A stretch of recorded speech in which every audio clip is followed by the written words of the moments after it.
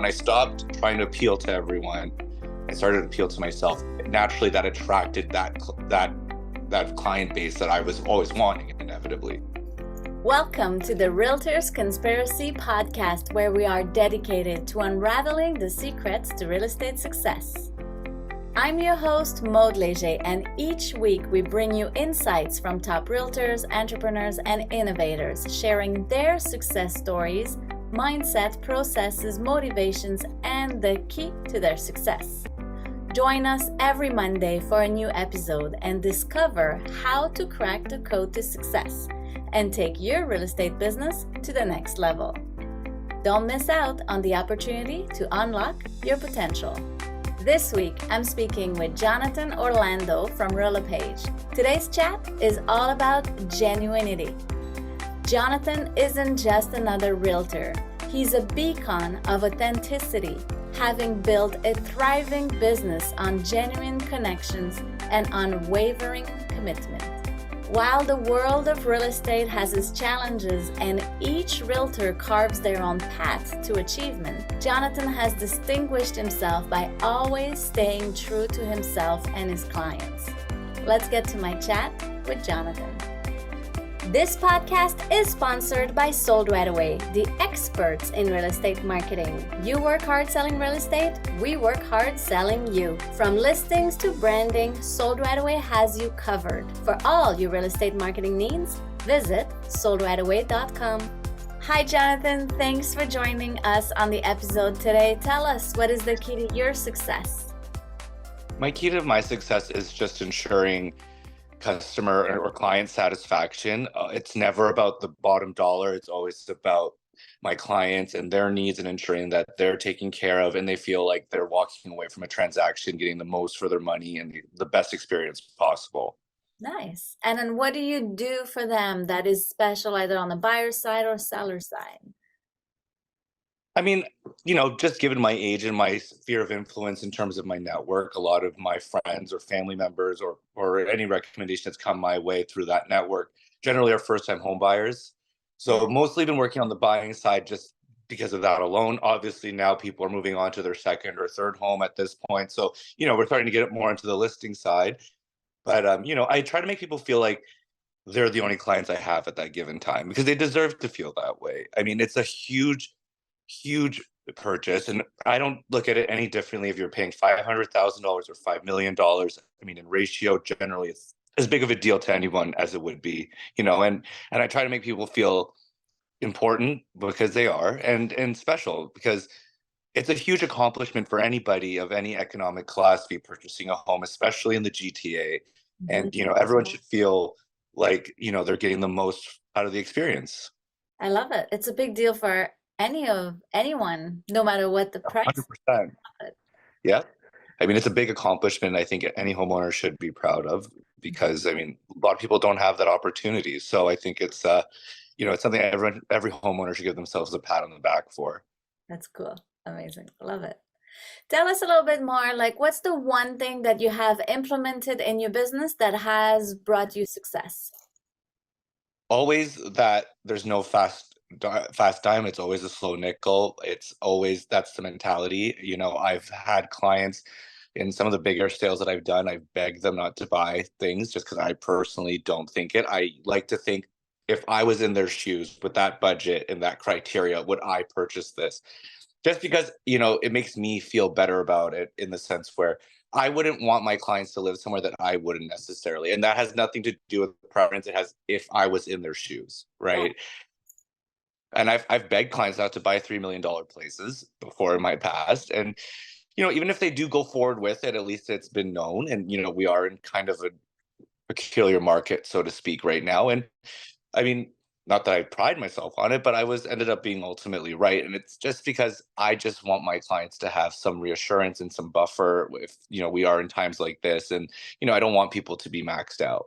Mm-hmm. I love that because you said like, putting yourself in their shoes, knowing their budget, knowing what they are, but sometimes being in the excitement, they forget about these things.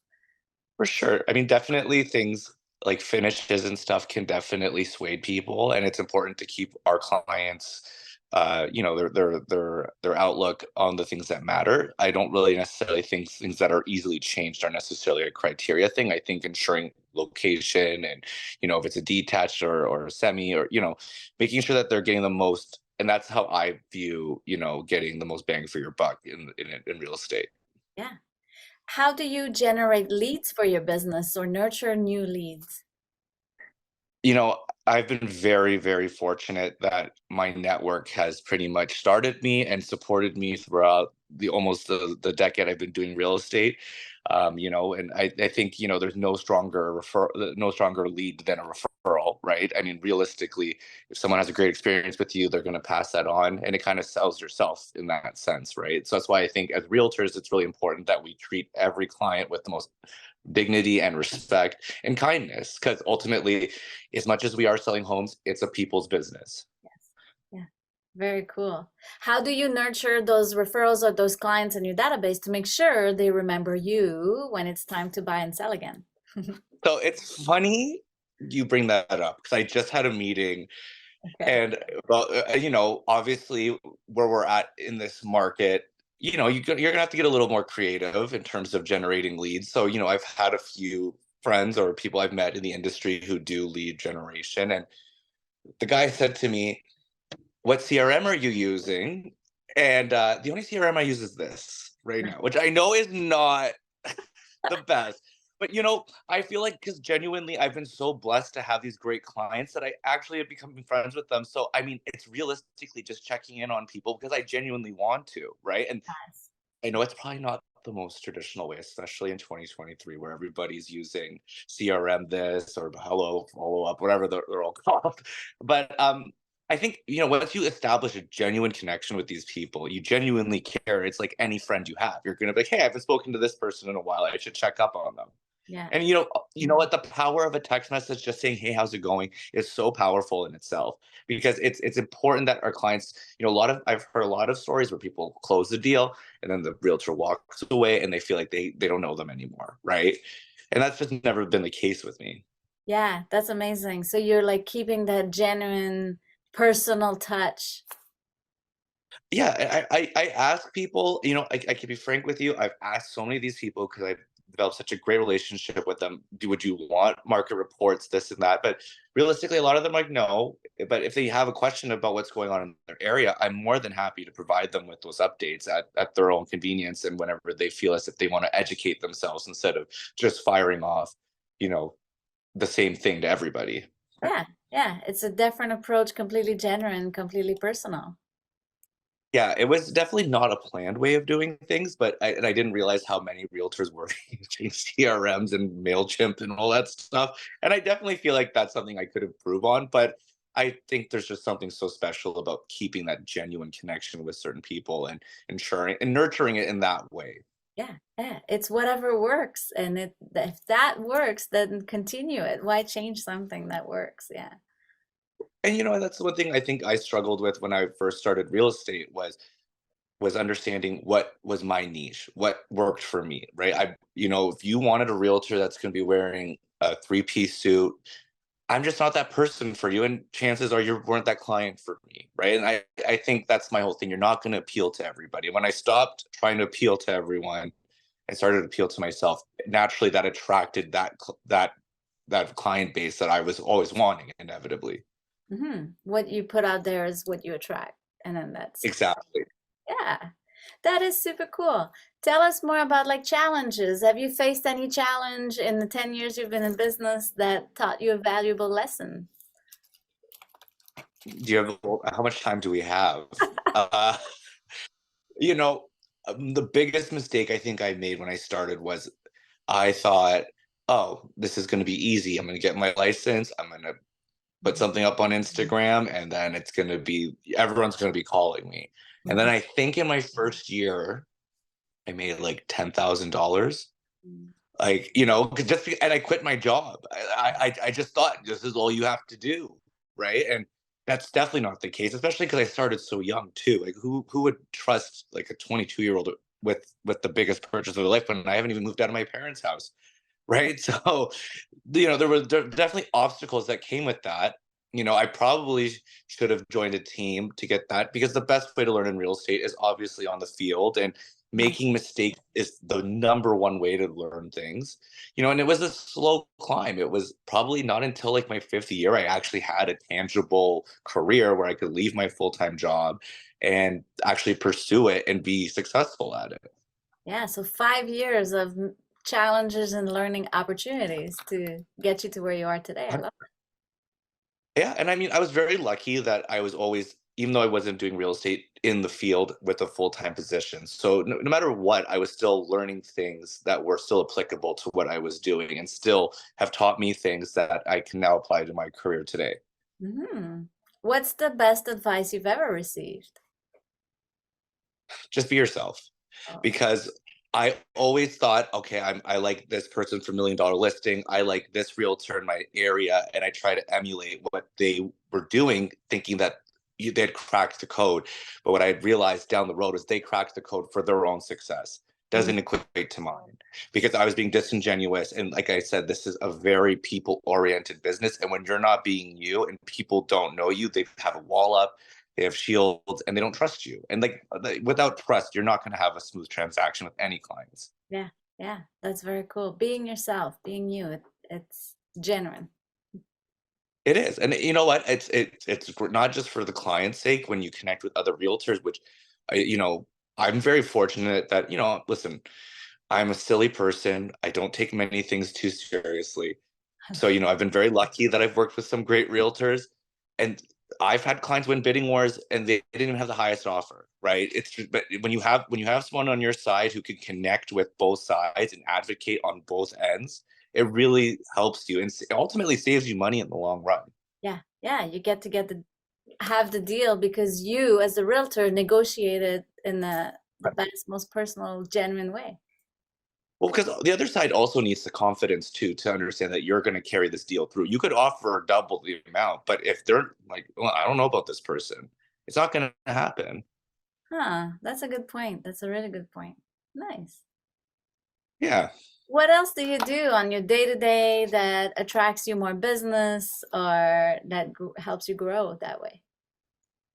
Well, like I said, I'm a very social person. I'm from Toronto, so I know this city like the back of my hand. I went every form of school you possibly can imagine here. So, being a naturalized Torontonian obviously has allowed me to expand my network in ways that maybe someone moving into the city wouldn't have that opportunity. I take a lot of pride in my community and joining, sports teams, going out to bars and restaurants on the weekends. It's all work at the end of the day, as much as it is fun. But I mean, really and truly, like I've had people who I have on every social media you can imagine, and they see everything I do, but they never reach out to me. But the minute we run into each other at a bar or on the street, then that's when the face to face conversation happens. I don't know how or why that's the case, but it is. Yeah, Right. So, I think just being active and being out and about, which is also beneficial too, because you're learning things about certain neighborhoods and areas, you can recommend. Because I mean, sometimes I feel like a travel agent for neighborhoods recommending places, right? But it's good because you need to be the expert of these neighborhoods, and there's no better way to know a neighborhood than being on the streets, yeah. learning about it, meeting people, and trying new things. Trying them, going places, eating the food, like being there. I totally get what you're saying. It's cool. Yeah, yeah. Yeah, very cool. And I guess where are you going this year? Like, what is the next 3 months looking for you in terms of real estate? I mean, no one has a crystal ball. I've definitely been fortunate enough, despite market conditions, to say that I've had the best year yet that I've ever had in my career. I was in the top 4% of realtors as an individual agent, which is huge because the other 3% are teams. So, I'm really thankful and have so much gratitude for my client base because, like I said, they're the ones who really got me there. Um, and the next few months are going to be a little unsure, but I think there are great deals out there that are to be had for people who are looking to maybe buy, not so much sell. And I've seen some great ones go, and I'm working with a couple, and I hope to wrap up a couple more this year, and I would be very happy with that. Yeah, that's a great, genuine way again to just see the future in the next 3 months. Well, no one has a crystal ball right now, Uh, right?